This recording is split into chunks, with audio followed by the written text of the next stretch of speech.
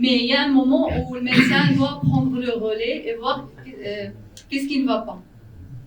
Et même pour le réglage de l'appareil et des pressants, c'est au médecin de modifier les réglages et tout. C'est vrai, on fait la prescription et c'est au prestataire de modifier les réglages, mais la prescription et les pressants, c'est nous qui doivent la faire et non pas la déléguer au prestataire. Parce que souvent, dès qu'on met le patient sous CPAP, il est pris en charge par le prestataire, on ne le revoit plus. Parfois, ça arrive. Du coup, on doit donner des rendez-vous réguliers à notre patient et pouvoir le suivre de près. Ça, c'est vraiment capital. Ça, c'est le credo. Il viendrait, je me répète tout le temps parce que je vieillis, je radote, mais il ne vous viendrait pas à l'esprit de déléguer à quelqu'un le diagnostic de l'asthme ou la mise en route d'un traitement bronchodilatateur. Vous allez faire les examens, vous allez faire votre spirométrie, vous allez prendre le malade du début jusqu'à la fin. Pour l'apnée, c'est pareil. On fait le diagnostic, c'est le docteur qui doit faire le diagnostic. J'insiste, mon avis, c'est qu'on doit lire les polygraphies, on doit faire le diagnostic sur le coup. Ensuite, on prescrit la machine, c'est nous qui prescrivons la machine. On va définir, je ne sais pas si c'est vous qui définissez les pressions, etc. Mais une fois que c'est fait, bien sûr qu'on va déléguer au prestataire. Il faut bien qu'il y ait des patients qui soient pris en charge à domicile. Mais on garde le contrôle. Donc il fait son travail technique, mais nous on contrôle. On ne délègue pas tout, c'est ce que vient de dire Ferdaous. Ça me paraît vraiment très important. Donc là, clairement, on a des expériences qui sont différentes, des niveaux d'implication différents. Donc moi j'ai fait un topo, vous avez le droit de dire stop, je sais déjà, m'interrompre si j'ai des choses que vous ne saisissez pas. Ferdaous va m'interrompre régulièrement parce qu'elle a une mauvaise foi de toute façon, mais que vous soyez aussi intervenant. Donc en fait, c'est vrai.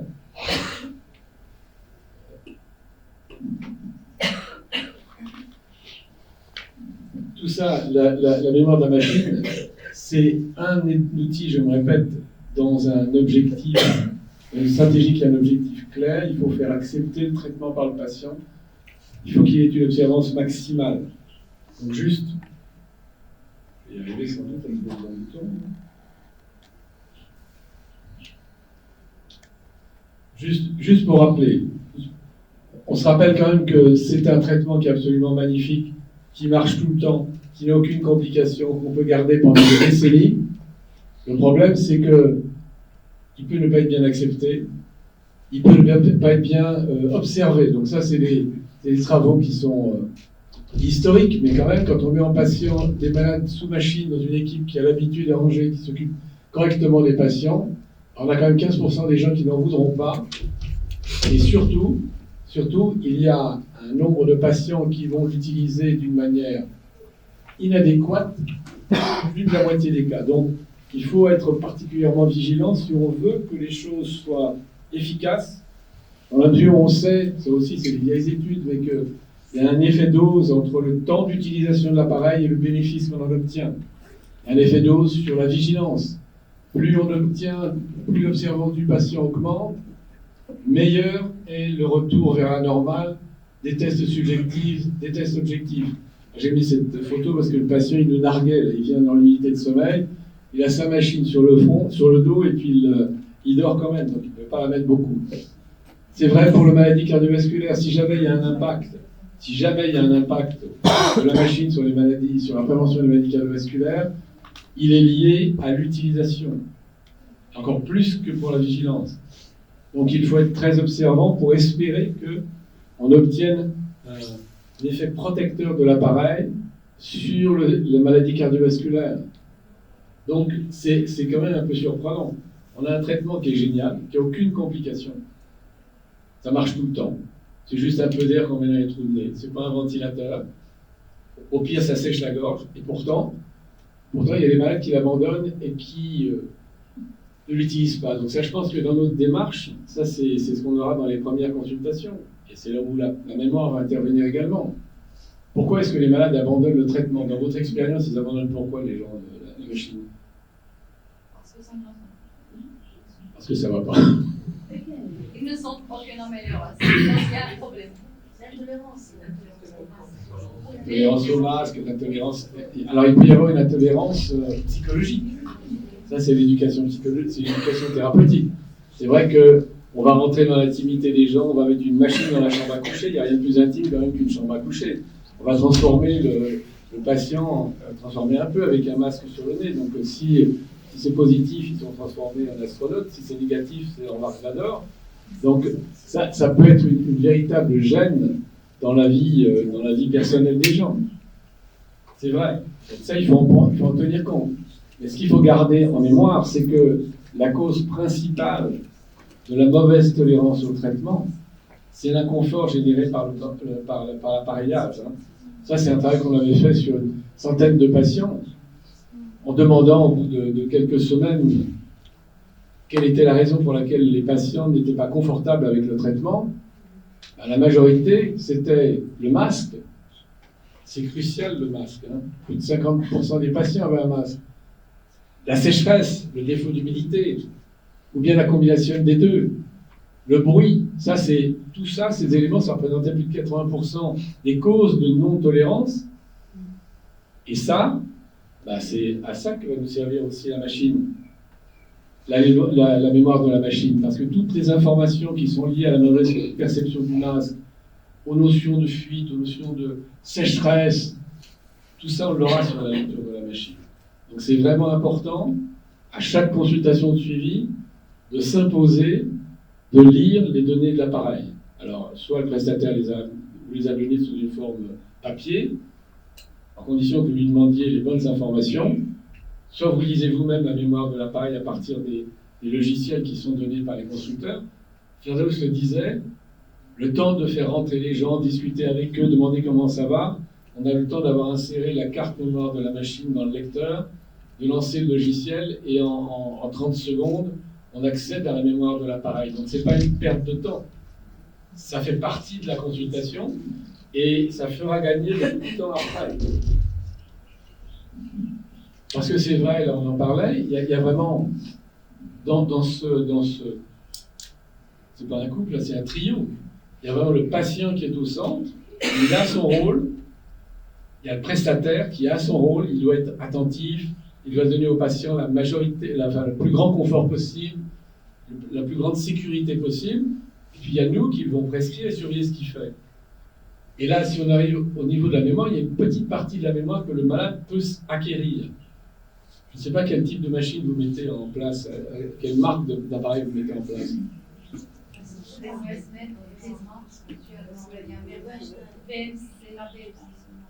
BMC, c'est chinois, ça. Oui, ça, on commence à avoir je ne connais pas. Et là, c'est fameux. Alors, c'est faible. Je ne sais pas s'ils ont des logiciels. En tout cas, les deux. Il n'y a pas de logiciel. Mais là, au moins, il y a sur Philips, sur la Philips ou sur la ResMed, il y a des applications que le malade, maintenant, c'est moderne, que le malade peut télécharger, qui lui permettent chaque matin de connaître des informations élémentaires sur la façon dont le traitement s'est passé pendant la nuit. Ils arrivent à connaître quel était l'index d'apnée pendant la nuit, quel était le temps d'utilisation de leur machine, est-ce que le masque était assez bien adapté. Ça, c'est déjà une mémoire de machine que eux peuvent s'accaparer. C'est un petit nudge là, qui leur permet d'être impliqués dans le traitement. Et on a maintenant des patients qui sont assez modernes, ils ont tous des smartphones et des appareils connectés. Ça les fait participer au traitement. Ça fait partie de la mémoire. Ils lisent leur mémoire. Ils peuvent voir si jamais ils s'aperçoivent tout seuls qu'il y a des index d'apnée qui sont restés trop élevés, ou bien que la machine leur dit, mais il y a le masque qui est complètement fuyant. Alors je ne me souviens plus des noms, mais enfin, il y a le ResMed et il y a le Philips qui vont donner ces mêmes informations. Donc ça, vous pouvez inciter les patients. Là, vos patients sont très connectés. Ils aiment bien les smartphones et les appareils, ça fait un nudge. Ça les aide à tolérer ça.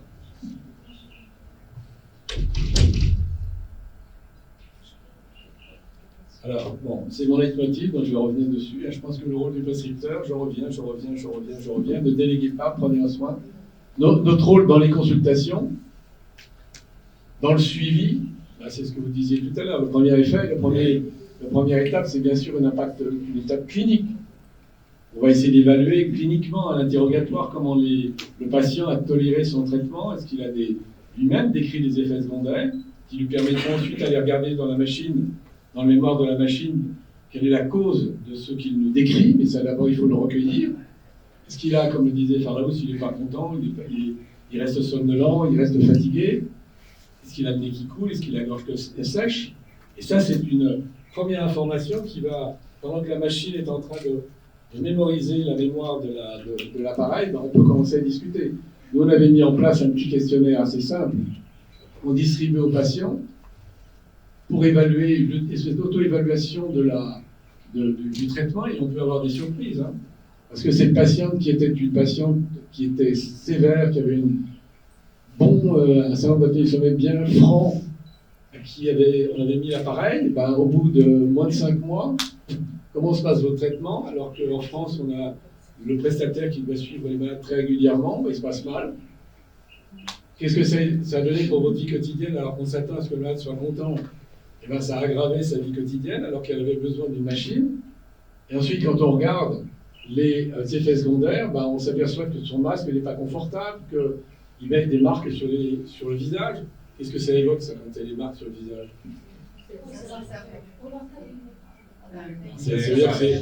C'est inacceptable en 2026. On ne doit plus avoir ce truc-là, ça veut dire que le masque est très très mal réglé, qu'on ne lui a pas expliqué.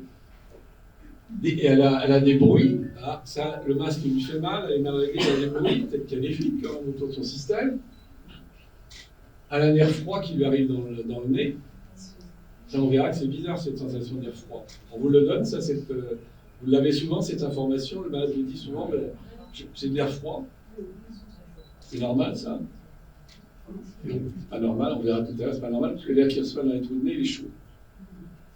Et ça la réveille les malades à cause des fuites. Donc ça, déjà, quand vous avez une information comme ça, vous allez pouvoir aller regarder la mémoire de la machine avec un œil plus acéré, parce que vous avez une idée de là où il va falloir porter les efforts. Donc ça, c'est la première étape. Mais ça, vous faites tous ça. Je ne sais pas si vous le faites d'une manière standardisée, mais enfin, ce sont les informations qu'on recueille en consultation habituellement, quand même. Mais ça, c'est les informations que bon là, j'ai gommé, j'ai caché gentiment le nom du prestataire, mais dans les 5 mois de traitement, le prestataire aurait dû s'apercevoir de tout ça et aurait dû corriger avant que le malade ne vienne en consultation. Donc c'est pour ça qu'il faut vraiment avoir un travail coopératif avec le prestataire, mais avoir une surveillance très, très étroite. Donc après, muni de cette information, avec la volonté de donner le maximum de confort au patient, on va analyser la mémoire de la machine.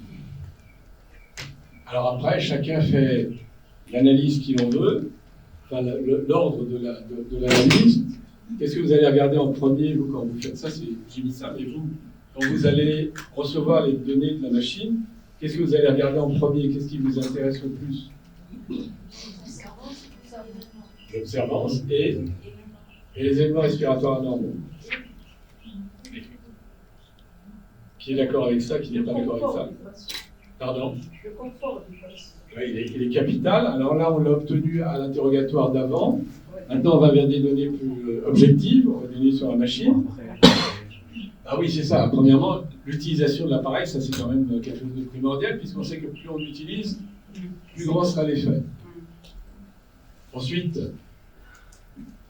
moi j'ai mis l'efficacité thérapeutique, c'est-à-dire les éléments résiduels, à la fin. Parce qu'en fait, des éléments résiduels, ça va dépendre des autres paramètres. Est-ce qu'on a bien adapté le masque et est-ce qu'il y a des fuites ou il n'y a pas de fuite? Est-ce que la pression qu'on a choisie est correcte ou n'est pas correcte? On a le droit de s'être trompé. La machine va pouvoir nous dire si on s'est trompé. Comment est-ce que vous réglez les pressions? Vous les réglez en pression fixe ou vous les réglez en pression autopilotée? Autopilotée qui alors on va passer à elle. Qui règle en pression fixe? Un régleur en pression fixe. 2 régleurs en pression fixe. Et vous choisissez comment le niveau de pression que vous mettez dans la machine? Empiriquement? Au départ, c'est 30% à pression fixe. Oui, mais comment vous choisissez le pression de départ? On démarre en autopiloté, Ouais. et après on revient sur la P90 ou 95 en fonction de... Voilà. Mais vous faites ça pourquoi? Pourquoi ce choix? La passion, cardiaque, particulier. Là, je suis d'accord, pas d'autopiloter la pression fixe. Mais pourquoi choisir? Non, mais c'est une démarche, hein. C'était une grande bataille. Autopiloté, et pour certains patients, le fixe. Parce que ça a été une grande bataille il y a quelques années. Est-ce qu'il faut mieux mettre une pression autopilotée ou une pression fixe? Est-ce que la pression fixe est mieux tolérée que la pression autopilotée, ou la pression autopilotée est-elle plus efficace que la pression fixe? Parce que les études comparatives, pas pour les malades cardiaques, pour les apnéiques de tout venant, entre guillemets, il n'y a pas d'intérêt de faire l'un ou l'autre. Il peut y avoir un intérêt économique. Je ne sais pas s'il existe encore, c'est-à-dire que les machines, pendant longtemps, les machines en pression fixe ont été moins chères que les machines autopilotées. Et à partir du moment où c'est le même prix, on peut choisir comme vous le faites, à la P95, il y a la pression au-dessous de laquelle le patient passe 95% de son temps, ou 90% si chez ces Philips, mais aussi on peut laisser en pression autopilotée. Si on a confiance dans l'algorithme qui pilote la machine. Et si vous mettez en autopiloté, vous mettez entre quelle fourchette? 4 4, 12. Pourquoi si bas? Mais souvent, je mets 4. Mais c'est un choix, parce qu'en fait, parce que 4, des fois, l'image, c'est un peu bas. Je vois, parce que je revois le patient après M. Et s'il y a un truc qui ne va pas, ou même s'ils sont un inconfort, il va appeler et venir dire. Et souvent, personnellement, quand je mets le patient sous CPAP, souvent la semaine d'après, je commence à appeler, j'ai ça, je sens pas ça, donc je peux rectifier la pression. Donc là, on est dans le pragmatique, hein. C'est-à-dire qu'il n'y a pas de recommandation absolue pour dire que c'est... De toute façon, on peut mettre une pression haute. Si la machine est intelligente, s'il n'y a pas de fuite, elle n'atteindra jamais la pression élevée. Par exemple, chez Evailman, on a plutôt tendance à mettre, je sais pas, 6-16. Mais si l'appareil correctement fonctionne, s'il n'y a pas de fuite sur le système, la machine n'atteindra jamais 16 s'il y a besoin de 12 pour recouvrir les voies aériennes supérieures. Et vous mettez des rampes au départ de machine? Oui. Des rampes automatiques ou des rampes L'active, c'est la barre avec 15 automatiques là même. Ok, donc ça serait intéressant de vérifier si la pression est efficace, si ça marche pas, s'il y a des apnées résiduelles, si...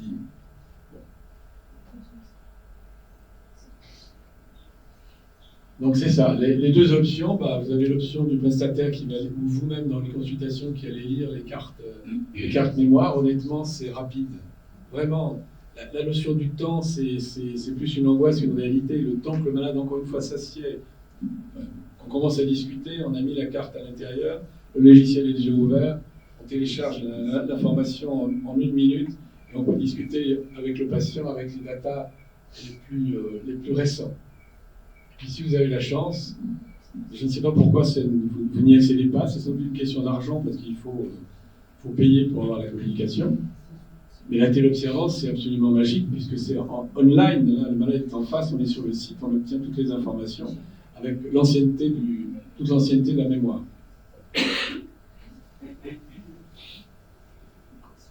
Alors, première étape, on l'a dit tout à l'heure, moi je pense que c'est l'utilisation. La deuxième étape, c'est l'adaptation du masque.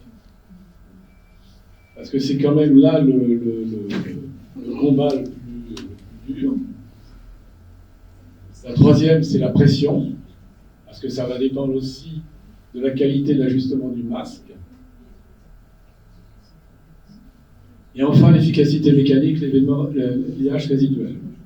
Et tu es d'accord avec ça, Jean-Louis, ou pas? Ou tu as choisi un algorithme différent d'analyse de la machine?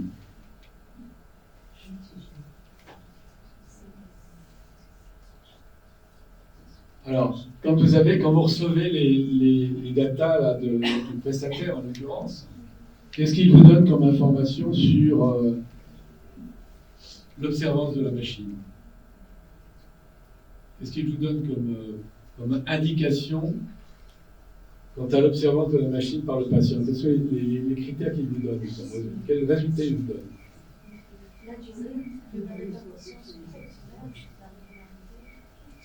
Donc la durée, c'est-à-dire les valeurs moyennes de l'observance par nuit. Bon, bah, comme dans l'exemple ici, donc là, le malade aura une utilisation moyenne qui n'est pas terrible, de 3 heures et 50 minutes. Il y a une autre information, ça c'est la durée totale. Après, c'est intéressant de regarder quelle est l'utilisation par jour d'utilisation. Parce que ça va nous donner une idée de la régularité de l'utilisation. Là, on a un mauvais observant régulier, à 3h50. Après, il y a les régularités dans les jours. Alors, si on admet que tout ça, c'est arbitraire, mais on admet qu'une bonne utilisation, c'est plus de 4 heures par nuit. C'est arbitraire. Il y a une étude qui a montré que c'était bon pour la vigilance, mais enfin, c'est quelque chose qui est quand même accepté. Alors, vous voyez que les patients peuvent, alors pas lui, mais les patients peuvent l'utiliser tous les jours, mais avec des utilisations qui sont différentes. Donc là, c'est une information. On peut avoir 4 heures d'utilisation, on est content, ou 5 heures ou 6 heures d'utilisation, on est content. Mais s'il y a des décalages dans le nombre de jours où il utilise plus de 4 heures, le nombre de jours où il utilise moins de 4 heures, s'il y a un décalage entre l'utilisation moyenne et l'utilisation par jour d'utilisation, c'est intéressant, ça va nous attirer notre regard. Et notre objectif, on est d'accord, c'est qu'il ait au plus de 4 heures. L'idéal, c'est tout le temps de sommeil, mais plus de 7 jours, tous les jours de la semaine. Bon, mais là, les chiffres, c'est bien, mais attention aux chiffres, hein, c'est forcément réducteur, les chiffres. Il ne faut pas se contenter des chiffres. Il ne faut pas se contenter du fait que le malade, il a 4 heures par nuit, on est content, il faut aller un peu plus loin.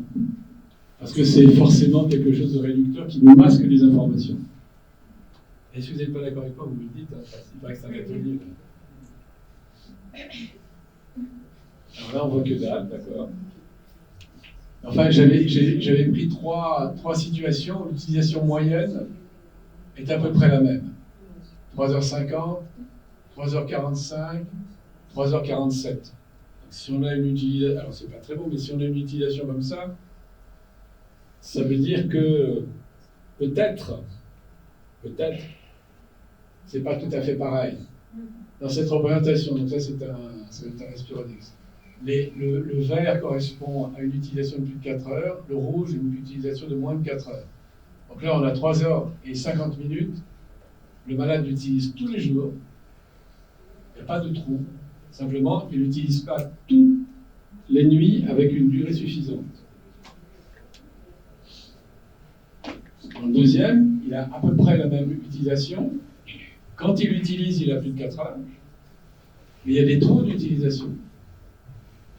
Assez réguliers. Les week-ends peut-être. En tout cas, il y a des trous d'utilisation. C'est pas la même chose. On ne va pas s'intéresser au malade de la même manière. On ne va pas essayer d'améliorer son observance de la même manière. Et puis le dernier, c'est un mix des deux. Il l'utilise quand même assez régulièrement. Mais de temps en temps, il y a des trous. De temps en temps, c'est moins de 4 heures. De temps en temps, c'est plus de 4 heures. Parfois, il y a quelques siestes. Là, on a donc une durée moyenne qui est la même, avec un profil de patient qui est complètement différent. Donc, la prise en charge du malade et la façon dont on va s'en occuper et essayer de comprendre pourquoi il n'est pas aussi observant sera forcément différente. Vous êtes d'accord avec ça ou pas? Et que dire quand on a des relevés de machines qui ont des présentations tellement différentes? C'est pas la même chose d'avoir des trous majeurs pendant la nuit, pendant des jours et des jours, d'avoir des utilisations comme celui du milieu en haut, où c'est absolument anarchique, alors donc ce sommeil peut être complètement anarchique, ou bien celui en bas à droite où il est assez régulier, mais n'ayant pas assez d'utilisation quotidienne. Donc il ne faut pas se contenter des mémoires uniquement chiffrées, il faut aller regarder le détail nuit après nuit. Parce que c'est sûr que là, devant une utilisation irrégulière ou insuffisante, il va falloir qu'on essaie de comprendre pourquoi. Est-ce que c'est sa vie personnelle? Est-ce qu'il ne vit pas toujours au même endroit? Est-ce que c'est son entourage qui en a marre de temps en temps et qui lui demande de ne pas mettre l'appareil? Est-ce qu'il est gêné pour se présenter? Il y a des gens qui ont une vie personnelle aussi, ils ont des compagnes ou des compagnons différents et pas toujours en même temps. Est-ce qu'ils ont honte de se présenter avec l'appareil à leurs yeux? Est-ce qu'ils travaillent ou ils se déplacent, ils n'emmènent pas la machine? Pourquoi ils n'ont pas de bénéfice? C'est une contrainte, elle est trop grosse. S'il arrête, alors c'est encore pire, au milieu de la nuit, pourquoi? Est-ce qu'il y a un inconfort qui est apparu pendant ce traitement qui fait qu'on doit intervenir pour améliorer les choses? Je sais pas, il a la sécheresse, il a du bruit, il a un inconfort. Et à partir de ces données qu'on a vues sur la mémoire de la machine, on va pouvoir essayer d'améliorer les choses, soit seul, en discutant avec le patient, soit avec le prestataire. Vous êtes d'accord ou pas? C'est pas parce que la lumière est fermée qu'il faut dormir. C'est pas autorisé, ça. Parce que sinon, je vais m'endormir aussi, il faut me réveiller un petit peu.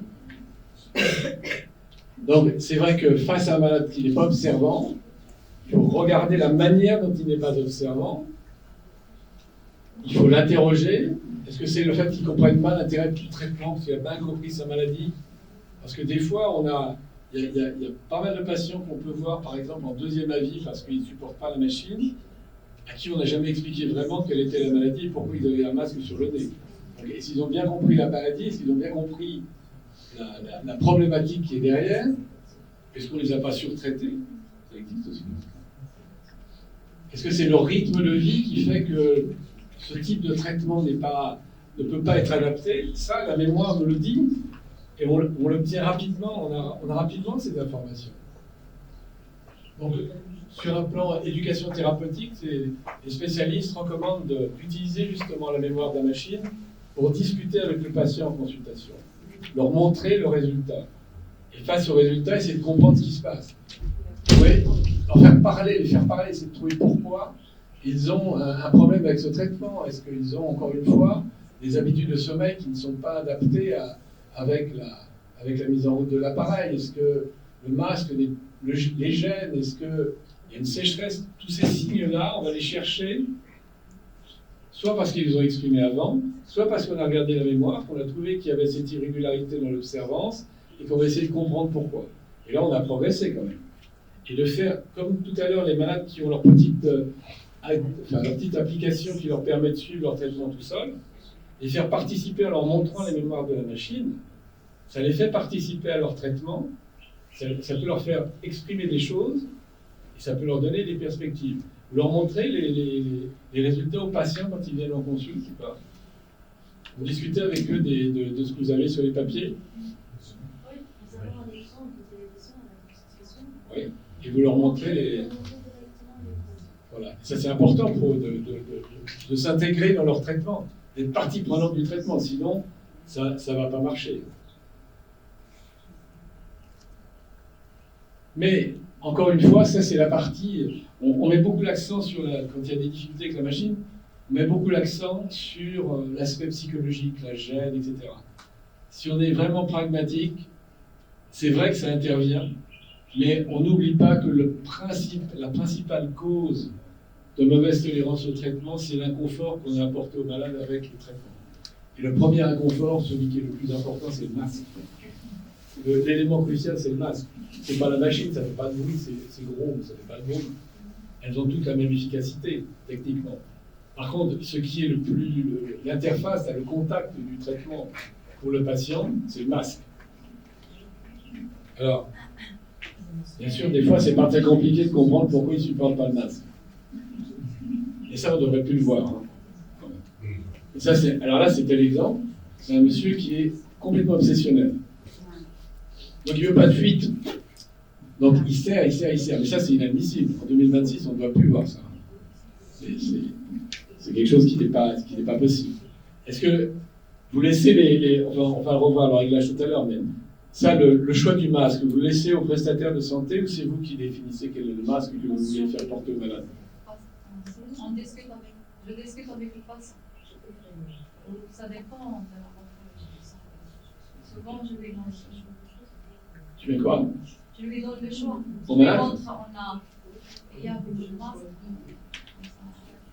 ça, la prescription ne va pas être changée par la suite. Parce que souvent, on met un masque et on peut passer à un autre. Et je dis, c'est quoi en pratique le maximum, le plus fréquemment, c'est un masque nasal ou un masque narinaire ou un masque nasobuccal? Nasal? En général, ça descend. Oui. Et qu'est-ce que vous prenez comme type de masque nasal à peu? Les masques, deux autres. Nasobuccal? On a nasal Oui. standard, mais avec des appuis sans calme frontal. D'accord. Alors, pas comme le Mirage ou les zones avec une cale frontale, Des appuis. le N20 ou le... C'est moins D'accord. FHP10. Pélis, c'est un narinaire. Et vous utilisez par exemple les nouveaux masques enfin nouveaux, les masques Philips Dreamwear ou les Resmed N30, ça coûte plus cher. C'est des masques qui donc il y a juste l'embout sous, enfin, une pièce sous-narinaire et deux. Mais il n'est pas toujours disponible. Parce que, objectivement, moi, quand il est arrivé, j'ai pensé que c'était un gadget qu'on mettrait en deuxième intention. Alors, je ne sais pas quel est le coût, parce que nous, on a la chance de ne pas s'occuper. Enfin, on a la chance. On paye la Sécu tous les mois, donc mais on a la chance de ne pas s'occuper du coût du traitement. Et honnêtement, le Dreamwear, donc de chez Philips, ou le N30i de chez Resmed, c'est des masques légers et ils sont très bien tolérés et stables, bizarrement, alors que c'est vraiment très light, mais c'est pas angoissant pour les malades parce que c'est vraiment ces deux tuyaux latéraux là, qui partent de chaque côté. Le tube part du sommet du crâne, donc ça ne bouge pas beaucoup. Et c'est, quitte à devoir changer de masque, le Dreamwear de première intention, ça permettrait, je pense, d'avoir beaucoup plus de stabilité et que le malade soit plus facilement acceptant de son traitement. Alors, on en parlait tout à l'heure, c'est vrai qu'une des plaies du traitement, c'est le masque, et une des plaies du traitement par la pression positive continue, ce sont les fuites. Vous avez cette notion? Les malades se plaignent des fuites, où il y a plein d'effets secondaires des fuites. Ça, c'est vraiment une lutte. Et alors, moi qui suis un pervers, si vous voulez contrôler, juger de l'efficacité du travail du prestataire, regardez la façon dont il contrôle les fuites. Ça, c'est facile, c'est sur la mémoire. Et si un prestataire ne les voit pas ou ne les contrôle pas, c'est qu'il n'a pas un esprit de prise en charge centré sur le malade. Parce que les conséquences des fuites, c'est pas anecdotique. Les conséquences, elles sont très importantes. Si on a une perte d'étanchéité, ça va entraîner du bruit pour le patient, pour son conjoint. Ça va entraîner, ça on le verra tout à l'heure, mais des symptômes. Les malades vont se réveiller avec une rhinite ou avec la gorge sèche. Ça, c'est 90% du temps lié aux fuites. On a un algorithme, on va le revoir en détail, mais on a un algorithme qui va autopiloter l'appareil. Alors, en pression autopilotée, pour le coup, la pression fixe, elle est indemne de ça, mais en pression autopilotée, pour que l'algorithme s'adapte, il faut qu'il y ait un signal de qualité qui lui soit présenté. Si vous avez des fuites, le signal, par définition, va tellement être perturbé, ça peut gêner le fonctionnement de l'appareil. Si vous avez des fuites, si les fuites, c'est une turbine, donc la turbine, bien sûr, elles sont puissantes, elles sont capables de compenser une fuite importante, mais si la fuite est vraiment majeure, la turbine peut mécaniquement être mise en défaut, c'est-à-dire qu'elle n'est plus capable de produire un débit suffisant pour avoir une pression correcte dans le trou de nez. Et globalement, c'est une cause très importante d'abandon de traitement et d'inobservance.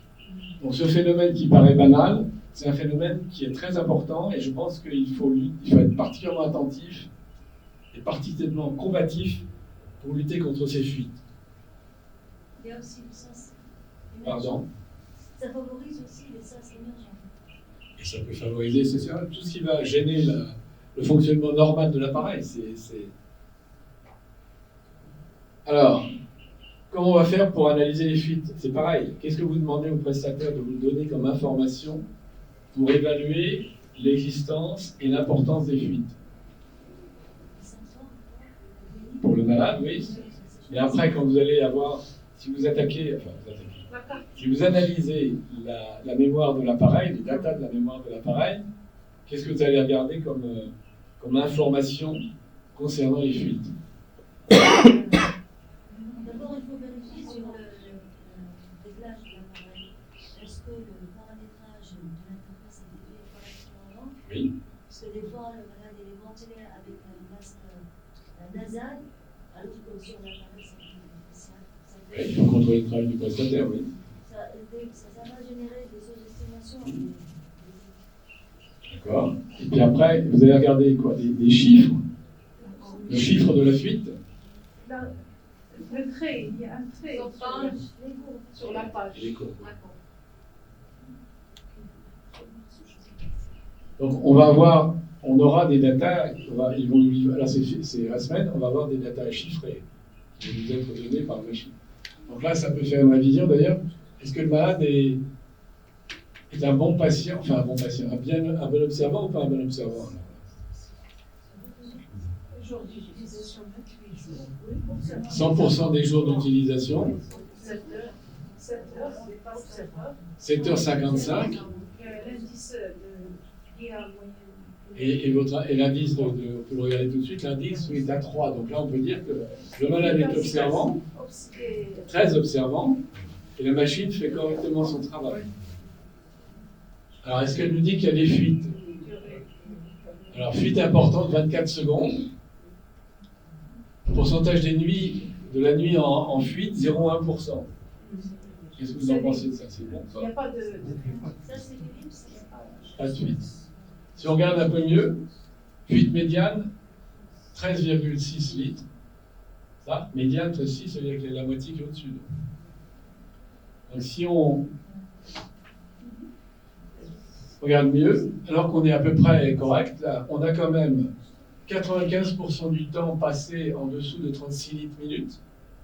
C'est beaucoup ça, 36 litres. Avec des maximums à 47. Donc attention là encore aux chiffres. Il faut analyser les chiffres. Il faut savoir ce que le constructeur... Alors là c'est difficile parce qu'il n'y a aucune uniformisation de la manière d'exprimer les fuites en fonction du constructeur. C'est un des problèmes pour les prestataires d'ailleurs pour uniformiser leur prise en charge.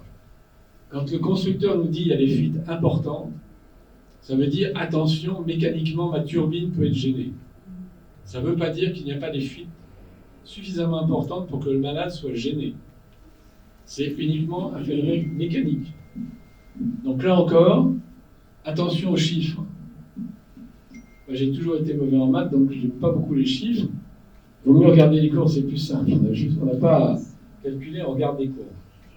Et je pense que c'est ça qu'il faut faire après. On a cette information générale,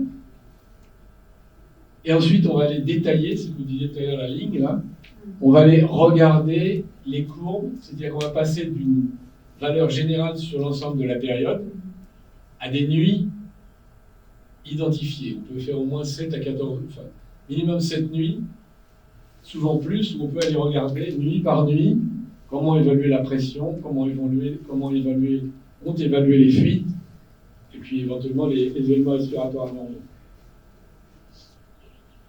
Donc ça, c'est la présentation des deux principaux. Bon. Philips, ResMed. Vous regardez ces courbes. Il faut demander au prestataire, quand il envoie le résultat, de donner également ces formes, enfin ces courbes. Donc là, les deux premiers sont Philips, les deux derniers sont ResMed. Là, c'est pas absolument nickel le niveau des courbes, des fuites, mais en haut, c'est ce qui pourrait être, c'est pas normal, mais c'est pas très important comme fuite.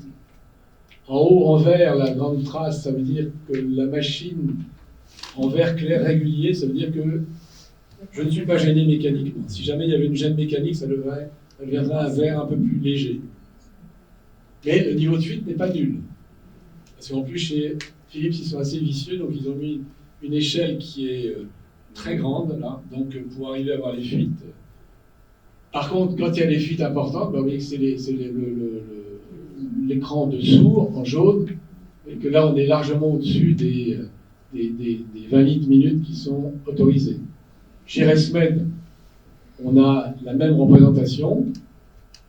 Il matérialise quand c'est 21 litres minutes de fuite tolérée, au-dessous duquel la machine n'a aucun risque d'être prise en compte.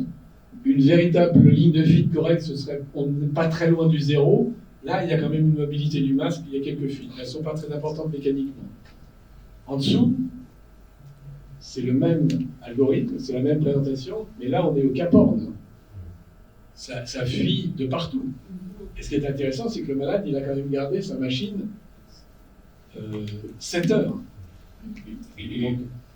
il faut être courageux, mais les malades, on peut les avoir tellement persuadés qu'il faut prendre le traitement qu'ils peuvent vivre avec ces fuites monstrueuses sur le nez. Donc il faut regarder non seulement les chiffres, il faut regarder les courbes. C'est vraiment très important. Et bien sûr, quand on aura objectivé ces fuites, la question qui va venir obligatoirement, c'est d'où viennent-elles ? Vous utilisez pour la majorité d'entre vous des masques nasaux avec des bulles. Donc, est-ce que c'est un réglage du masque qui n'est pas bon ? Ou bien est-ce que ce sont des fuites buccales ? Ça, vous avez cette démarche d'aller imaginer, comprendre quel est le niveau de la fuite. Et est-ce qu'il faut changer le masque ? Est-ce que ça, c'est une démarche que vous pratiquez ? Avant de changer la chose, non. On va est-ce que c'est bien l'action nasale, parfois il suffit de vérifier la perméabilité nasale et tout va rentrer dans l'ordre. L'ajustement du masque, il faut vérifier aussi le montage. Des fois, on regarde quand même le montage entre l'interface Oui, bien sûr. et l'appareil. Il y a des masques qui ont oxygène qui est oublié, veillant à leur ambiance oxygène tranquille. Donc, le switch vers un masque nasal, ça reste vraiment la dernière. Mais c'est excellent. C'est excellent. Ça, c'est sûr. Première étape, c'est analyser le masque qu'on a mis. Est-ce que c'est la bonne taille ? Est-ce qu'il n'y a pas un problème de montage ? Mais ça veut dire que la première démarche, c'est pas d'aller se précipiter sur un masque nasobuccal. Même quand le patient nous le dit, et ça c'est... Alors, si on parle d'expérience personnelle, si on a des prestataires de santé, on renvoie le malade et on le renvoie 2 mois après, il a un masque nasobuccal. Qui vous a mis son masque nasobuccal ? C'est le prestataire. Pourquoi ? Parce que je lui ai dit que je respirais par la bouche. J'ai la bouche sèche le matin. Et je respire par la bouche. Donc il m'a mis un masque nasobuccal. C'est une très mauvaise démarche. Parce que ça, la sensation de respirer par la bouche, c'est le malade qui la décrit. Il la ressent. C'est pas vrai. On ne respire pas par la bouche. Hein. La respiration normale, c'est la respiration par le nez, même si c'est la zone la plus résistante, à moins d'avoir une obstruction nasale dès le départ. Sinon, c'est la zone la plus résistante, et c'est la zone où on humidifie l'air qui passe au travers des... avant d'arriver au niveau des poumons, et on le réchauffe. Donc c'est quand même la respiration nasale et la voie physiologique de la ventilation. Et puis quand on a un masque sur le nez, on ne peut pas respirer par la bouche, parce que sinon on étouffe. Donc il peut y avoir des fuites buccales, mais ce n'est pas la majorité des situations. La première étape, c'est sûrement, bien sûr, d'aller vérifier qu'il n'y a pas un problème, soit de montage, soit de réglage du masque. Alors, on revient à cet exemple. Là. Par exemple, quand on a des fuites aussi énormes, est-ce que ça, pour vous, ça évoquerait d'emblée des fuites buccales, par exemple ? Voilà. C'est même un argument de vente par ResMed pour les masques nasobuccaux, c'est de montrer des exemples comme celui-là. Il y a des fuites énormes. Donc si la fuite est énorme, c'est une fuite buccale. Qui est d'accord avec cette démarche ?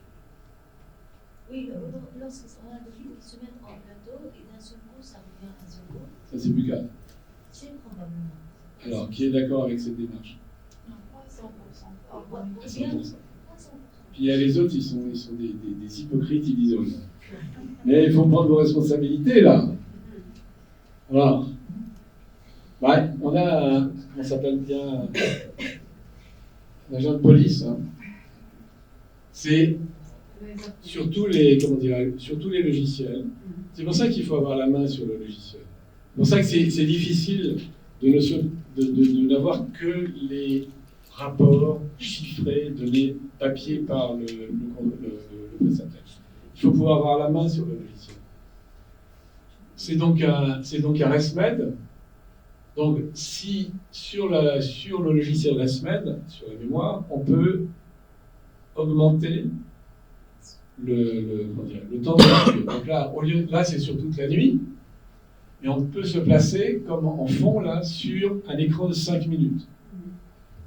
Sur cet écran de 5 minutes, vous voyez en haut, c'est la fuite. Donc le rouge, c'est la fuite que la machine ne veut pas que nous dépassions. Donc on est largement au-dessus. En bas, c'est la reconstruction de la courbe de débit par l'appareil.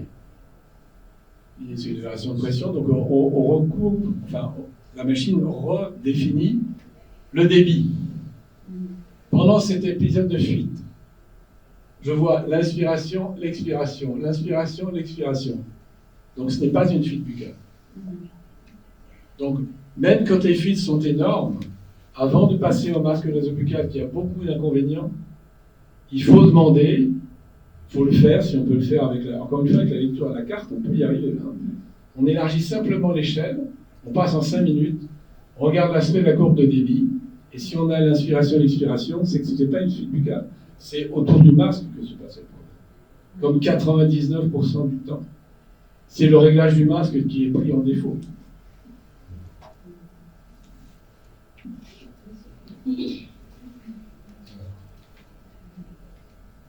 Parce que si on a des fuites buccales, alors ce qu'on appelle les fuites buccales avec une machine, sinon c'est pas possible, c'est une inspiration buccale, une inspiration nasale, une inspiration buccale. Eh bien, ce qui va se passer, c'est que la partie expiratoire va disparaître de la courbe. Donc on n'aura plus que la partie inspiratoire. C'est ce qu'on voyait hier pour ceux qui étaient dans l'atelier sur la polygraphie. Quand on peut avoir des fausses hypopnées parce que simplement le malade expire par la bouche et qu'on n'a que la partie inspiratoire qui est visualisée sur le tracé. Là, c'est exactement pareil. Donc avant de prendre vraiment la décision de mettre en place un masque nasobuccal, là on est chez Philips. Philips qui là permet lui de reconstruire. Ça c'est l'intérêt de la machine Philips, c'est dans l'algorithme de relecture, ça c'est plus facile, on est capable de relire 5 minutes par 5 minutes comme une polygraphie. Et vous voyez que pendant toute cette période, on a l'inspiration, pas l'expiration. Inspiration, pas l'expiration. Donc là, ce sont des fuites buccales. Mais, alors après, ça demanderait, ça c'est pas evidence-based, parce que c'est à partir d'un cas et c'est mon expérience, donc ça va prendre avec beaucoup de précautions. On avait mis une de nos infirmières dans un lit de sommeil, on lui avait mis un masque sur le nez, on avait lancé l'enregistrement avec une pression peut-être à 10, et on lui avait demandé de respirer systématiquement comme ça. Inspiration, expiration, inspiration par le nez, expiration par la bouche. Et j'ai pas de document, mais je peux vous dire que sur les courbes de débit, on ne voyait rien. Parce que je ne sais pas comment les constructeurs analysent la fuite et la représentent. Mais une fuite buccale, c'est très peu de choses sur la courbe résumée nuit par nuit. Donc quand on a d'énormes fuites, ok, alors on va chercher l'origine et on évoque la fuite buccale, si jamais elle existe, que si on a ce type de tracé, soit chez les ResMed, soit c'est les Philips ou Weinland, c'est pareil. On est capable de reconstruire la courbe des débits et on va chercher la disparition de la partie expiratoire du débit pour dire ok, il y a des fuites buccales. C'est clair ce que je raconte? Oui. Donc maintenant, je pense que la partie la plus cruciale, mais elle est vraiment vitale, et expérience parisienne. Dans la majorité des cas, les prestataires ne le font pas, ne savent pas le faire, ou ne le font pas. Le réglage du masque, est-ce que vous expliquez à vos patients comment il faut régler le masque nasal? pour qu'ils le fassent de temps en temps. Comment c'est-il qu'ils font là? Comment ils font là? Comment vous leur dites de faire? Alors, pour la mise en place du masque, Pour le réglage, oui, du masque. donc, tout d'abord, on insiste sur le gel du visage. C'est très important de se laver le visage avant de mettre le masque, éviter tout ce qui est des produits huileux, des crèmes, tout ça, parce que ça va créer une instabilité de l'interface. Donc, les crèmes de l'huile, tout ça. Pour la démonstration de la mise en place de l'interface, on utilise une sorte de miroir, voilà. Et donc, on demande au patient de mettre son interface et de se regarder dans le miroir. Bien sûr, on va les guider. Et voilà, donc c'est une sorte d'apprentissage qu'on fait à l'initiation des traitements. Et on va le recontrôler régulièrement à chaque consultation si jamais il y a un problème de flexibilité. Alors, tout le monde pratique comme ça.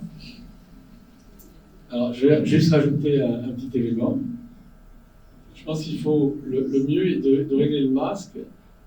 Il faut que le malade sache le faire, vous avez raison, hein, c'est la partie apprentissage auto-soin, il faut qu'il sache le faire, au fil du temps, entre deux visites du technicien. Moi, ce que je rajouterais, c'est qu'il faut faire dans la position de sommeil, c'est en position couchée. Et le faire avec la machine en route, et sur Resmel en particulier, sur les autres aussi. Il y a une fonction dans le logiciel auquel la malade peut accéder, qui est une fonction d'ajustement qui permet d'avoir, quelle que soit la pression que vous avez mise en route, que vous avez programmée, quelle que soit la rampe que vous allez programmer, il y a une pression, il va renvoyer 10 cm d'eau pendant un certain temps, de manière à ce qu'il y ait assez de pression dans le système. Et ce que l'on préconise, du moins à notre niveau, c'est quand la pression, le malade a son harnais, il est réglé, il est couché, sa machine est connectée, il y a 10 cm d'eau qui arrive dans son trou de nez, de pouvoir prendre le masque et très gentiment de le décoller du visage. La bulle, quand il y a les sangles sont serrées, la bulle est un peu rétrécie. Mais si les sangles sont réglées correctement, quand on va la déplacer, la dilater un petit peu, elle va rester au contact du visage. Je pense que le réglage, c'est le faire doucement jusqu'à trouver le bon niveau où, quand on mobilise gentiment le visage, le masque, comme ça pourrait se faire quand on bouge par exemple, il n'y a pas de fuite qui est créée par le système. Et là, c'est le bon réglage. Et quand vous demandez aux techniciens, aux patients comment les techniciens le font, le plus souvent, c'est là-bas comme je te pousse, le malade assis dans son salon et puis on règle comme ça. Je pense qu'il faut le faire le plus proche, dans la condition la plus proche possible du sommeil, vraiment couché, machine en route, pression correcte dans le système, et le malade de temps en temps va vérifier son réglage et son harnais. Et ça, je crois qu'il faut l'imposer aux techniciens aussi comme pratique systématique quand ils appareillent les malades. Oui. Donc, s'il vous plaît, c'est la position. Si on veut changer, par exemple, le masque, on peut changer lors de l'essai. Changer le masque, combien de temps faut-il attendre pour voir pas l'efficacité, mais la tolérance plutôt? Est-ce que c'est en laissant le masque pendant 10 minutes, une demi-heure? La tolérance. On est à l'essai. La tolérance au type de masque que vous avez, oui. Je pense qu'il va falloir plus de temps que ça. Plus que ça. Je pense qu'il faut que vous allez choisir un masque, Oui. et après il faut que le malade l'utilise pendant plusieurs nuits à la maison. En En étant réglé comme il faut, en serrant pas trop son masque, en étant confortable, il faut qu'il essaie pendant plusieurs nuits. Et je pense que là, on le disait tout à l'heure, il y a beaucoup de masques. Je pense qu'il faut à mon avis, il faut en sélectionner 2 ou 3, pas plus, et avoir l'habitude de les régler. Et ne pas considérer aussi, ça aussi, on a des prestataires qui sont qui veulent montrer qu'ils sont de bons prestataires, parce qu'ils disent, mais moi j'ai changé 4 fois le masque sur votre malade, ça va pas. On en met un, qui est celui dont on a l'habitude, qui paraît bien adapté au patient, on le laisse plusieurs jours, il y a un problème, alors on essaie de comprendre pourquoi il y a un problème, avant de se précipiter sur un autre masque. Est-ce qu'on avait fait le bon réglage? Est-ce qu'on avait pris la bonne taille du masque? Et on comprend pourquoi le malade ne le tolère pas. Alors on peut en changer d'un autre. Mais 2 masques, ça suffit. On ne doit pas aller 5, 6, ça, il y a une erreur de jugement. Avant de changer quelque chose, il faut avoir compris pourquoi ça déconne. Pardon, pourquoi ça ne marche pas. Moi, c'est important. Il y a aussi le problème de que le masque prend à lui des photos à décor. Parce que des fois, je vois des masques nasaux, par exemple, dans le lycée. Ah bah, il faut. Juste la lèvre supérieure, les masques nasaux, je viens un peu sur le menton, et là, ça peut favoriser encore les apnées obstructives. Il faut régler tout. Mais c'est ça. Ça, c'est le travail. Là, on peut dire que c'est là, ce serait le travail du prestataire, ce serait sa valeur ajoutée. Ça serait sa valeur ajoutée. D'avoir l'expérience, de reconnaître la physionomie du malade, de trouver le masque, de vérifier que la bonne taille. Même si vous mettez un masque, il peut y avoir par exemple même les masques dont je parlais tout à l'heure, il peut y avoir une taille pour la pièce sous-narinaire et une taille différente pour les tubes. Mais les constructeurs ont souvent donné des guidelines, hein, des règles. Il faut les suivre. Mais là, on peut dire, alors là, vraiment, c'est la valeur ajoutée du prestataire. Vous n'avez pas forcément le temps d'aller regarder tous les masques. Mais que eux et des techniciens bien formés pour dire que la morphologie du patient, sa psychologie, sa façon, je sais pas, la façon dont il organise sa nuit, ben, le mieux, c'est plutôt ce type de masque-là. Il est moins encombrant, il est facile. Ou alors, les gens sont plus âgés, ont plus de difficultés à régler. On va trouver le masque le plus facile à mettre en place. Ça, c'est la plus-value du prestataire. Mais, enfin, chez nous, ils ne sont pas tous terribles. Donc, il faut être vraiment... nous, on est très fiers, on ne va pas le dire, on ne sort pas de la salle, mais on est très fiers d'avoir en France un système où, justement, c'est assez unique, on a des prestataires. Ça, c'est unique et bien si le mec est bien derrière, mais en général, pour beaucoup, il n'y en a pas dans la salle. Pour beaucoup, c'est pas terrible. Donc, on confond le patient et l'argent. Donc, ça, c'est un problème. Donc, c'est pour ça qu'il faut surveiller. Alors, le réglage du masque ne va pas bien, donc ça donne des symptômes. Ah, c'est ce qu'on a vu tout à l'heure, la rhinite. Pourquoi est-ce qu'il peut y avoir un inconfort? Et tout à l'heure, je disais que le patient nous dit souvent « j'ai de l'air froid qui arrive dans les trous de nez », et c'est pas logique. Pourquoi c'est pas logique? Parce que la machine, c'est une turbine, c'est un petit aspirateur, en l'occurrence. Alors, je ne le fais pas souvent, mais quand on fait le ménage, et qu'on fait marcher son aspirateur, au bout d'un certain temps, ça chauffe. Donc la turbine, pendant la nuit, elle va chauffer. Donc la température de l'air qui va sortir de la turbine va être un tout petit peu plus chaud que l'air ambiant. Et comme il sera passé dans une turbine qui est chaude, il va se déshydrater un petit peu. Donc il arrive dans le nez, les patients, un peu plus chaud et un peu plus sec que l'air ambiant. Donc la sensation d'air froid, alors je ne suis pas physicien, mais je pense que c'est vraiment un échange thermique entre une zone. Si on va, ça vous savez mieux, dans les pays très chauds, si on transpire et qu'il y a un coup de vent, on aura l'impression de sécheresse, de fraîcheur. C'est simplement qu'il y a un échange thermique, on a évaporé. Là, c'est un peu la même chose. Là, on avait mesuré à l'hôpital, le 7e étage, c'était au printemps, on a mis un masque nasal à un sujet, et on a mesuré en respiration spontanée quel était le degré d'hygrométrie dans la chambre du masque. Donc, il était connecté à rien du tout. Hein. On avait autour de 80% d'hygrométrie. On a simplement rajouté la machine. On l'a mise en circuit normal sur la machine, et vous voyez qu'il a perdu 10% d'humidité. Donc le nez est soumis, quand on respire avec une pression positive continue, à un air plus sec. Et si jamais vous créez des fuites, alors là, l'humidité chute absolument drastiquement. Donc la fuite, non seulement ça fait du bruit, mais ça va entraîner une déshydratation de l'air qui arrive au niveau des trous de nez, enfin qui est dans les trous de nez, parce qu'il n'y a pas le mélange entre l'air qui vient des poumons et qui s'est humidifié, avec l'air qui arrive sec dans la machine et dans le masque, il y a une espèce de mélange qui fait qu'une humidité qui est à peu près correcte, qui baisse un peu, mais qui n'est pas dramatique. Et s'il y a des fuites autour du système, alors là, on perd de la flotte et on déshydrate considérablement les choses. D'où l'intérêt de l'humidificateur. Est-ce que vous mettez des humidificateurs régulièrement à vos patients? Est-ce que c'est systématique? Sur quels critères? C'est pas changer une sécheresse. On a quand même une sécheresse en ce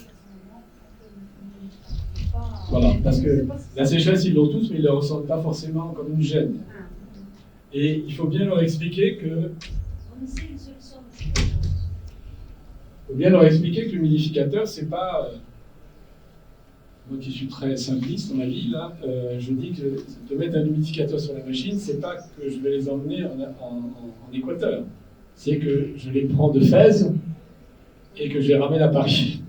Donc je gomme la perte d'humidité en rajoutant la perte d'humidité qui a eu lieu dans la turbine, je la compense par l'humidité que je rajoute par l'humidificateur. Et donc leur faire comprendre que, parce que parfois ça les inquiète, hein, on ne va pas leur faire respirer un air encore plus humide que l'air ambiant, on va simplement essayer de leur redonner un air aussi humide que l'air ambiant pour qu'ils ne soient pas gênés. Donc c'est vrai que ce n'est pas une nécessité, ça dépend du patient. Il faut leur expliquer aussi que ça fait partie de la capacité de l'auto-soin. Il faut qu'ils soient capables de régler tout seuls leur humidificateur. Il ne faut pas qu'ils disent le technicien m'a réglé, mais je ne sais pas combien. Le réglage de l'humidificateur, ça ne changera rien au réglage de la machine. C'est simplement eux qui doivent régler le niveau minimum 3, parce que sinon c'est une humidification froide. Mais à partir de 3 et au-dessus, il n'y a aucun risque d'augmenter. Le seul risque, c'est quoi le seul risque d'augmenter le niveau d'humidité dans la machine, dans l'air? De l'eau. C'est la condensation. Mais ça, c'est parce qu'ils vivent dans une pièce fraîche. Donc la température du tuyau est à la température de la pièce, et la température de l'air chargé d'eau à l'intérieur de la machine est plus élevée. Donc ça va condenser comme sur la paroi qui est plus froide. Donc quelle est la solution face à ce problème majeur? Le tuyau chauffant. Oui, voilà. Oui, bien sûr, le mettre sous le lit, ou bien de mettre des manchons. Mais ne pas faire comme le font souvent souvent j'exagère, mais fréquemment les techniciens, baisser le niveau d'humidité. Non. Si le malade a un certain niveau d'humidité, c'est qu'il en a besoin. S'il a de la condensation, c'est qu'il a augmenté son niveau d'humidité et qu'il y a de la flotte qui s'est mise sur le tuyau, donc il y a encore moins d'humidité qui arrive dans son nez. Donc il faut lui laisser le niveau d'humidité dont il a besoin, mais éviter qu'il y ait de la condensation en mettant un manchon ou un tuyau. Sur les machines, il y a un système qui est le réglage automatique de l'humidité. Est-ce que vous l'utilisez, ça? Et ça, c'est dangereux parce que l'ingénieur très intelligent, ce qu'il a voulu supprimer, c'est la condensation. Donc quand vous mettez un réglage automatique de l'humidificateur, il n'y aura jamais de condensation parce qu'il va adapter la température de la flotte à la température extérieure, donc il n'y aura jamais de condensation. Et s'il n'y a pas de condensation, il n'y a pas aussi non plus suffisamment d'humidité. Donc il ne faut pas hésiter à passer en manuel et mettre un humidificateur, un tuyau chauffant si jamais il y a une inefficacité. Et ça, c'est ce que ça donne. Si vous mettez dans les mêmes conditions, si vous rajoutez l'humidificateur, vous voyez que sans fuite, on récupère l'humidité, le degré d'hygrométrie de la pièce. Et que s'il y a des fuites, malgré les fuites, si on a mis l'humidificateur, il y aura moins de déshydratation au niveau du nez. Donc la fuite sera toujours présente, mais il y aura moins d'intolérance. C'est jusqu'à quelle heure on a acheté là? Il reste 8 minutes. Je vais pas assez vite. Et puis la dernière conséquence des fuites, c'est l'inefficacité mécanique. Parce que si jamais, bien que les turbines soient très puissantes, si jamais le niveau de fuite devient énorme, eh ben on peut avoir une incapacité pour la machine de délivrer suffisamment de pression au niveau des trous de nez. Donc vraiment, la fuite, c'est quelque chose contre lequel il faut se bagarrer pour éviter qu'il y ait des catastrophes. Et puis le dernier élément, c'est l'algorithme. Vous savez que les machines, elles ont besoin, je le disais tout à l'heure, d'avoir un tracé très beau pour arriver à travailler. Elles ont des consignes. Si on leur met un tracé qui est complètement perturbé par des fuites, où là il n'y a plus rien d'identifiable, c'est, comment voulez-vous qu'un algorithme même d'intelligence artificielle super mosque s'y retrouve dans ce désordre. Donc là, on peut arriver à des conséquences où À la fin de la nuit, donc c'est une vraie semaine. En haut, vous voyez le niveau des fuites qui est absolument monstrueux. La pression qui a du mal à être générée. Et puis, il va vous donner un index d'apnée de 50 par heure. Des apnées que la machine elle-même décrit comme indéfinies, et qui sont en fait liées au fait qu'il y a tellement de chaos au niveau du débit que la machine est incapable de reconnaître et de travailler correctement. Donc la lutte contre les fuites, il y a vraiment qu'un message, c'est... Et ça, c'est bon, c'est le même exemple. La fuite est assez variable. Quand dans les rectangles verts, la fuite est à peu près correcte. Dans les rectangles rouges, la fuite n'est pas correcte. Dans tous les cas, la machine ne fonctionne pas très bien. On a une pression qui est en pression fixe, ce coup-là, qui visiblement n'est pas suffisante.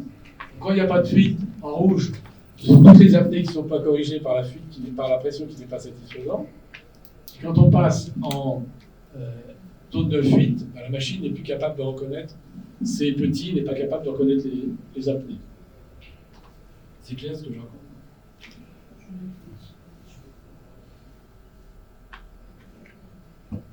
Alors après, on regarde la pression. C'est vrai, quand on regarde les courbes, vous avez mis une rampe, vous vérifiez au moins les prescriptions que vous avez faites, qu'elles ont été adaptées par le prestataire. Est-ce qu'il y a la rampe? Est-ce que c'est intéressant? Il y a des malades qui n'aiment pas la rampe, qui ont envie de démarrer plus vite à la pression minimale efficace. Est-ce que c'est une pression fixe autopilotée? Est-ce que les réglages qui ont été mis sont conformes à la prescription? Et puis comment, alors que tout va bien, on va regarder comment la pression évolue. Là encore, c'est l'analyse nuit par nuit qui va nous permettre de regarder comment les choses ont été pratiquées par l'appareil. Là, c'est la représentation de chez Philips. En haut, c'est l'évolution de la pression pendant cette nuit. La flèche montre qu'on avait vraiment une rampe, qui commençait à 4, en l'occurrence, qui devait durer 15 minutes. Et ensuite, les deux marges de la pression, entre 6 et 12, moi, c'est ce que par défaut j'utilise.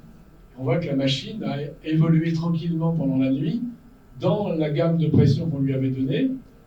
Et la preuve, c'est qu'il n'y a plus que 2 apnées. Et puis quand on revient aux fuites, les fuites étaient assez acceptables. Quelle est la pression maximale? Dans un papier américain, j'ai trouvé qu'ils mettent des pressions à 17-20 cm. Est-ce que ça vous arrive? Oui, ça dépend un peu, c'est sûr que ça dépend du patient, de son anatomie, de sa compliance des tissus. C'est exceptionnel d'en arriver à des valeurs aussi fortes. Si on est obligé de faire ça, c'est là l'intérêt des machines à double niveau de pression. Les BiPAP. On peut avoir une pression inspiratoire pour ouvrir le pharynx qui peut être à 17, ça existe. Et pour ne pas entraîner une trop forte résistance et un inconfort à l'expiration, avoir une pression expiratoire qui soit plus basse. Ça, c'est l'intérêt des BiPAP. Il y a des BiPAP automatiques aussi. Voilà. Et puis, vous avez, si jamais on est obligé, mais ça, c'est beaucoup, 17. Et il y a tous les systèmes de relaxation de pression qui permettent d'avoir une pression inspiratoire élevée. Et puis, dans le tout début de l'expiration, avoir une baisse significative de 2 ou 3 cm d'eau à 2 ou 3 cm d'eau de la pression pendant l'expiration pour permettre une vidange avec une résistance qui n'est pas trop élevée et une reprise de la pression à un niveau important juste avant l'inspiration. Et là, les niveaux comme ça, c'est les BiPAP, parce que sinon, c'est insupportable. Parce qu'avoir 17 dans les trous de nez pour inspirer, ça va. Et expirer contre 17 cm d'eau, ça peut être compliqué. Ça, c'est la technique, c'est la représentation de chez Ressman. Toujours la rampe. Les deux barres entre 6 et 12 et l'évolution de la pression entre les deux, un arrêt au milieu du traitement, là, un arrêt à 2 heures du mat pour les simplifier peut-être, des fuites qui sont absolument nickel, un contrôle des apnées, et puis pour les machines que vous utilisez, la Weinmann, qui est une très bonne machine, elle est lourde, l'inconvénient c'est qu'elle est lourde. Et elle est très silencieuse, là aussi on a l'évolution de la pression en haut, on a l'évolution des fuites en bas, et ça ce sont ces courbes-là qu'il faut analyser, pas simplement les valeurs. Est-ce que vous regardez l'élimination des débits, où est-ce que c'est? Ça peut être, s'il reste des limitations de débit, ça veut dire que peut-être la pression n'a pas été, la pression n'est pas tout à fait suffisante et qu'il faut rehausser un peu le. C'est obligatoire de les supprimer, même si le client ne se bat pas. Si le malade se présente, n'a pas de symptômes, non, je ne le ferai pas. Le mieux est l'ennemi du bien. C'est. Comment vous avez des questions. Je vais juste finir, non. Parce que c'est. Je vais finir sur un exemple et après on arrête. Après, il n'y aura plus de questions. Voilà. Comment est-ce que. C'est vraiment petit, mais comment vous analysez la pression là-haut là? C'est là. Insuffisante. Elle est plafonnée. D'accord? Et en bas? Elle est correcte. Sauf que c'est le même malade. Donc, qu'est-ce qui a pu se passer? Pardon? Oui, c'est deux nuits différentes, mais c'est pas le problème majeur. Le premier, c'est un masque nasobuccal. Le deuxième, c'est un masque nasal. C'est le même patient. Donc, c'est un des arguments supplémentaires pour être très précautionneux quant à la mise en place des masques nasobuccaux. C'est pour ça qu'il faut vraiment avoir des arguments très forts. Le nez qui est complètement bouché ou bien ces fuites buccales qui sont vraiment très gênantes pour le malade. Sinon, on ne met pas de masque nasobuccal parce que anatomiquement, le masque nasobuccal, vous le disiez tout à l'heure, va s'appuyer sur la mâchoire inférieure, avoir une rétropulsion de la mâchoire inférieure, une rétropulsion du massif lingual, une augmentation des besoins de pression. Donc, si jamais on a besoin de mettre un masque nasobuccal, parce que ça peut arriver, alors on contrôle toujours le niveau des pressions. Pardon, c'est ce qui nous permet de vivre. Je vous demanderai de... Merci beaucoup pour votre présence. On passe directement à la grande salle pour un symposium et la pause après. S'il vous plaît, on passe à la grande salle. Merci. Merci beaucoup Bernard, c'était très très intéressant.